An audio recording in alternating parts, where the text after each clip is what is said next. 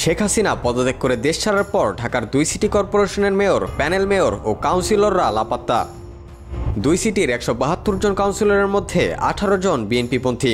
ওই 18 জন ছাড়া অন্যরা অফিস করছেন না বলে জানা গেছে।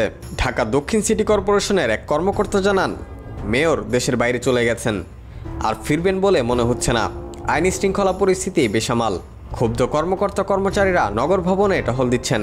যে কোনো সময় হেনস্থা হতে পারেন এই ভয়ে তারা নগর ভবনে প্রবেশ করতে চাচ্ছেন না। এছাড়া তারা নানানভাবে দুর্নীতি ও লুটপাট করেছেন, সেজন্য তারা আসলেই সংক্ষুব্ধদের হাতে অপদস্থ হতে পারেন এমন শঙ্কায় রয়েছেন।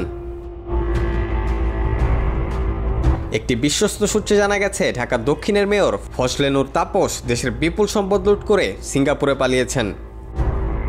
অন্যদিকে ঢাকা উত্তর সিটি কর্পোরেশনের মেয়র আতিকুল ইসলাম দেশ ছেড়ে পালাতে পারেননি। তিনি বর্তমানে দেশেই গা ঢাকা দিয়েছেন। জনসমাগম বা সাধারণ মানুষের সামনে আসছেন না, এড়িয়ে চলছেন সবাইকে। লোকচক্ষুর আড়ালে আছেন তিনি। ডিএনসিসি মেয়র আতিকুল ইসলামের ঘনিষ্ঠ এক ব্যক্তি নাম প্রকাশ না করা শর্তে গণমাধ্যমকে বলেন, তিনি দেশ ছেড়ে কোথাও যাননি, দেশেই আছেন, নিরাপদে আছেন। 15 বছরের এই লুটপাটে ঢাকা উত্তর সিটি কর্পোরেশনের কয়েকজন প্রকৌশলী সহায়তায় চলেছে টেন্ডারবাজি ও দুর্নীতির মহা উৎসব।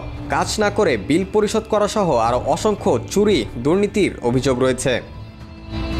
সরকারি চাকরির সুবাদে আওয়ামী লীগের দুর্নীতিতে সকল কর্মকর্তা কর্মচারীরা জড়ালেও যারা ছোট পরিসরে দুর্নীতি অনিয়ম করেছেন তারা এক একজন এখন পীর সেজেছেন। কেউ ঊর্ধ্বতন কর্মকর্তাদের উপর দায় চাপাচ্ছেন, আবার কেউ স্বল্প পরিসরে দুর্নীতি করায় নিজেকে বঞ্চিত বলে দাবি করছেন।